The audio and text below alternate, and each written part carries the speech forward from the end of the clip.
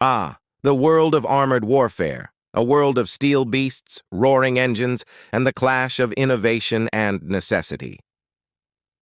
Welcome back to ZK Auto Reviews, where we dive headfirst into the incredible history of military vehicles that changed the course of battles and helped shape the modern world. Today, we're taking you back to a time when the dust of the Great War was still settling, when nations were rearming and reimagining warfare, and into the story of a humble but spirited little tank that paved the way for America's armored forces. Meet the M2 light tank. Now, the M2 wasn't the most powerful tank to ever grace the battlefield. It didn't boast the fire-breathing cannons of its successors, and it wasn't draped in thick, impenetrable armor. But what it lacked in brute strength, it made up for in ambition, mobility, and significance. You see, the M2 light tank was America's first real foray into the realm of modern tank design during the interwar years, a period when most nations were still trying to figure out what role the tank would play in future conflicts. The M2 was more than a machine. It was a stepping stone, a proof of concept, and a platform that shaped what was to come. Let's rewind the clock to the early 1930s. The United States, like much of the world, was still reeling from the economic impact of the Great Depression. Military funding was tight, public opinion was wary of war, and yet, deep within the halls of the U.S. Army Ordnance Department, minds were at work. They were tasked with building a light, fast, and maneuverable tank, one that could support infantry, perform reconnaissance, and take advantage of America's burgeoning industrial capabilities. And so, out of the experimental workshops at Rock Island Arsenal, the early prototypes of what would become the M2 began to roll. The first of these was the T2 light tank, a squat, boxy little machine that rode on a modified suspension system inspired by British and French designs. Engineers refined it, reworked it, and eventually, by 1935, they had something that they were ready to call a production tank. Thus was born the M2A1 light tank, with its riveted armor, air-cooled radial engine, and a small single-man turret bristling with machine guns. Those machine guns. The M2's primary weapons weren't cannons, but a collection of 30 and 50 caliber machine guns that allowed it to spray enemy positions and infantry formations. Sure, it wasn't designed to take on enemy armor, that role came later, but against soft targets and in reconnaissance roles, it excelled. And let's not forget, at this point in history, tanks were still largely infantry support weapons, not the apex predators of armored warfare they would later become. Now let's talk mobility, because this is where the M2 really shined. Powered by a Continental air-cooled gasoline engine pumping out about 250 horsepower, this lightweight machine could zip across open fields at speeds up to 36 miles per hour, an impressive feat for the era. It weighed just over 10 tons, making it incredibly agile for its time. With a crew of 4, commander, driver, gunner, and loader, it offered decent visibility and coordination inside its compact hull.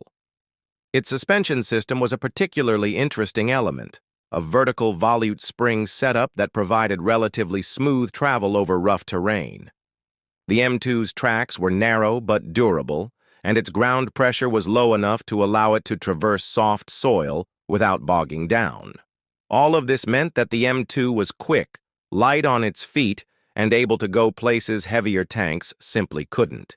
It was the scout of the American armored forces, the eyes and ears that darted ahead of the main body. But let's not pretend it was perfect. Armor thickness maxed out at just over an inch, barely enough to deflect rifle fire in some areas, and certainly no match for anti-tank weapons. The lack of a proper main gun meant that against enemy tanks, the M2 was more likely to run than fight. But it wasn't supposed to be a frontline brawler. It was a training tool, a tactical experiment, and a harbinger of what was to come. And in that role, it succeeded brilliantly. You might be wondering, did the M2 see combat? Well, not in the way you'd expect. Most M2s served primarily in training roles, preparing the crews of the soon-to-be massive American tank force that would later take the fight to North Africa, Europe, and the Pacific. When war finally came, the M2's days in frontline service were numbered, replaced quickly by the far more capable M3 Stuart, a tank that borrowed heavily from the M2's layout, mechanics, and spirit. But here's the beauty of the M2's story. Even if it never became a battlefield legend, it became a teacher. Thousands of American tankers cut their teeth on the M2, learning the basics of armored warfare, gunnery, and coordination. It wasn't glamorous, but it was essential, and in every American tank that rumbled into Normandy or tore across the deserts of Tunisia, there was a little piece of the M2's legacy inside. Let's talk about the production numbers for a moment. Around 375 units of the M2 series were produced, with several variations, including the M2A2 and M2A3, which featured dual turrets and some minor armor improvements.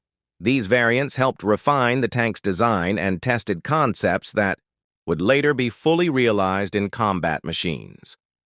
Each version brought the U.S. Army one step closer to a battle-ready armored core. One of the more curious details about the M2 was its dual turret configuration in some versions, a throwback to early tank design, thinking that more turrets meant more firepower. Of course, this idea would eventually fall out of favor as centralized firepower and turret control proved far more effective. Still, these experiments helped engineers learn what worked and what didn't. And there's another layer to this. The M2 wasn't just a tank. It was a symbol of transition, of the United States slowly but surely preparing for a world that was about to be consumed by war. It was a sign that America's military might, though dormant for a time, was awakening. The lessons learned from the M2 led directly to the development of tanks that would become household names, the Stuart, the Sherman, and beyond. In museums today, when you stand before an M2 light tank, you might not be awed by its size or firepower, but there's something quietly noble about it. It's a reminder that greatness often begins in modest form. The tank is compact, almost endearing in its proportions, with its riveted armor and high-mounted engine giving it a distinctive, almost vintage silhouette. It's a machine from another time. And yet it feels so important. So, if you ever get a chance to see one in person, take a moment. Picture it not as a relic, but as a pioneer. Imagine the roar of its engine, the rattle of its tracks, and the wide-eyed young soldiers learning the art of armored warfare inside its narrow hull. The M2 light tank might not have won any wars by itself, but it helped train the army that did. Here at ZK Auto Reviews, we salute the unsung heroes of military engineering, the workhorses, the trainers, the stepping stones to glory. The M2 light tank may not have made the headlines, but it carved out a place in history with grit, speed, and purpose. Thanks for riding along with us through the story of this remarkable little tank.